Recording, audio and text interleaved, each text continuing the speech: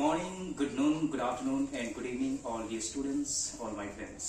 मैं Wesley and you are watching मेरे colony classes.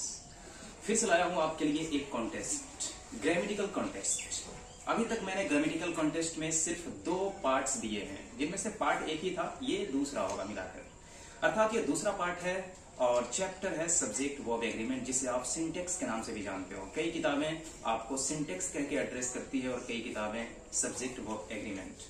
होता क्या है इसमें हेल्पिंग वर्ब्स का सिलेक्शन किया जाता है और हेल्पिंग वर्ब्स आप जानते हो कि 2 रूपों में होते हैं। पहला रूप singular and the second plural. ये भी बता दूं कि सिंगुलर फॉर्म की जो हेल्पिंग वर्ब्स होती हैं वो इज, वाज, हैज या वी 5 होती हैं, और जो प्लूरल फॉर्म की हेल्पिंग वर्ब्स होती हैं वो वर, हैव, आर एंड वी 1 होती हैं। तो जो भी क्वेश्चन पूछे जाएंगे उसमें 2 ही ऑप्शन होंगे, या तो सिंगुलर वर्ब का या तो प्लूरल वर्ब का, या कह सकते हैं या तो सिंगुलर हेल्पिंग वर्ब का या प्लूरल हेल्पिंग वर्ब का। और बारी बारी से दोनों ग्रुप से क्वेश्चंस पूछे जाएंगे। एक तरफ है बॉयज ग्रुप, जैसा कि देख पा रहे हो आप, और दूसरी तरफ गर्ल्स ग्रुप, यानी दोनों के बीच आज महाधार कॉन्टेस्ट होने को है। जीत किसकी होगी ये तो एट लास्ट ही आप जान पाओगे। शुरू करते हैं आज की ये वीडियो, और आज का ये लेसन, हमारा लेसन है subject verb agreement. The first question goes to the boys. Boys, you are going to tell the question. Each के साथ 2 नाउन जुड़े हों, each boy, each girl and each boy, each student and each teacher. अर्थात each के साथ जब 2 sentence जुड़े रहते हैं, मेरा मतलब है 2 नाउन जुड़े रहते हैं, तो उनकी हेल्पिंग वर्ब्स कैसी होती हैं। जैसे कि एग्जांपल है कि each boy and each girl dot a cell phone. इसमें ऑप्शन है हैव और हैज। सिलेक्शन करना है कि हैव सही होगा या हैज सही होगा। Your time starts. Each boy and each girl dot a cell phone.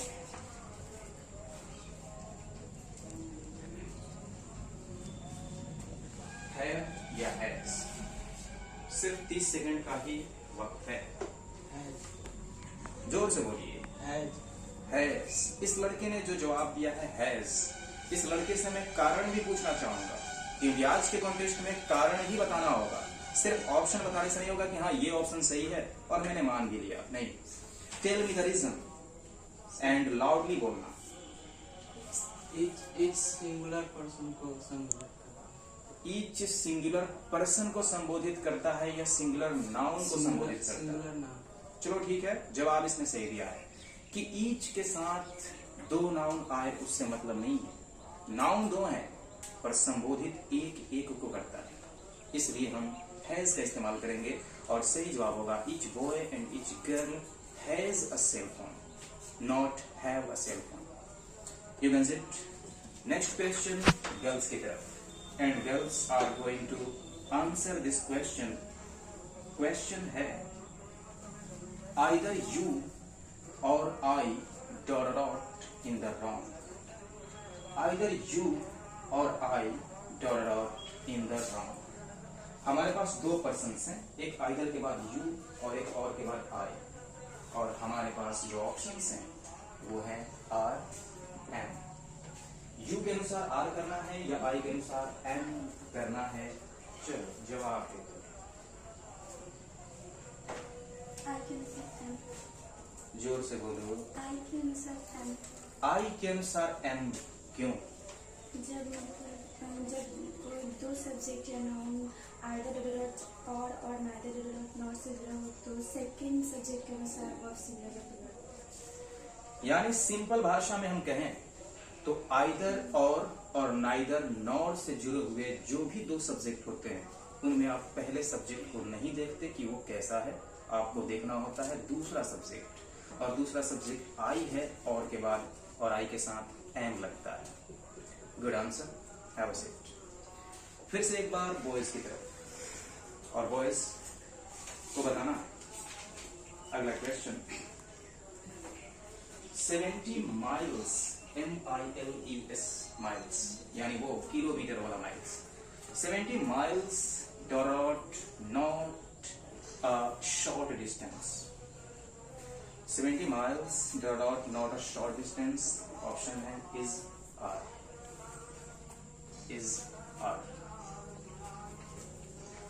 Second start हो चुकी है।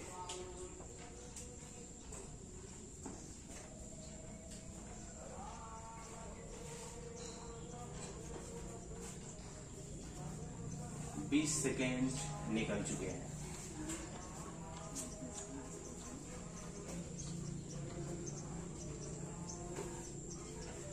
इज जोर से बोलो। इज इस का प्रयोग इस बंदे ने किया है। मैं पूछना चाहूंगा कि यहाँ बात 1 माइल की नहीं हो रही, 70 माइल की हो रही है, तो इस क्यों?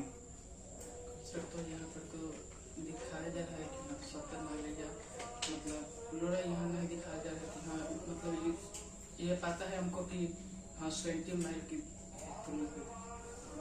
आपने लॉजिक सही नहीं दिया, और आपको पता होना चाहिए कि जब तक लॉजिक प्रॉपर ना हो तब तक स्कोर भी प्रॉपर नहीं मिलता।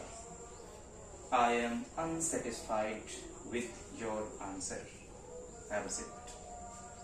ऑप्शन सही होना जरूरी नहीं है, लॉजिक भी सही होना जरूरी होता है। The same chance I give to the boys once. एक बार फिर से बॉयज को मैं दूसरा चांस देता हूं कि कोई लॉजिकली बताए कि what is the reason 70 miles के साथ हमने इज लगाया। क्योंकि सर काउंटेबल नाउन है। काउंटेबल नाउन से क्या मतलब है? बॉयज ने अपना चांस खो दिया है, दैट्स एनफ। बॉयज ने अपना चांस खो दिया है। अब गर्ल्स की तरफ, गर्ल्स अगर लॉजिक बता पाती हैं तो गर्ल्स को मिलेगा 1 प्लस। जब डिस्टेंस से समाप्ति का बोध नहीं होता है तो उसे हम सिंगल वर्ड का यूज करते हैं, और डिस्टेंस से समाप्ति का बोध होता है तो हम प्लूरल वर्ड का प्रयोग करते हैं। इस लड़की का जवाब है कि जब डिस्टेंस की बात आती है तो डिस्टेंस देखने में प्लूरल होता है, 70 हो, 80 हो या 50 हो, पर उसके साथ सिंगुलर वर्ब आती है। प्लूरल कब आती? जब समाप्ति का बोध हो। यहां सिर्फ ये बात की जा रही है कि 70 मील की दूरी कोई छोटी दूरी नहीं होती, कम दूरी नहीं होती, तो यहाँ तो समाप्ति की बात नहीं हो रही, बस कोई सामान्य रूप से कोई बात कही जा रही है। इसलिए यहाँ पे हम इज का इस्तेमाल करेंगे, वॉज का इस्तेमाल करेंगे, हैज का इस्तेमाल करेंगे, क्योंकि समाप्ति नहीं है। और अगर इसको समाप्त करने जैसा दिखाया जाए कि 70 miles dot dot walked by us, ran by us, run by us, तो वो खत्म होने का बोल रहा है, समाप्ति का। इसलिए हम प्लूरल वर्ब लगा सकते थे, आर लगा सकते थे, वर्ब लगा सकते थे।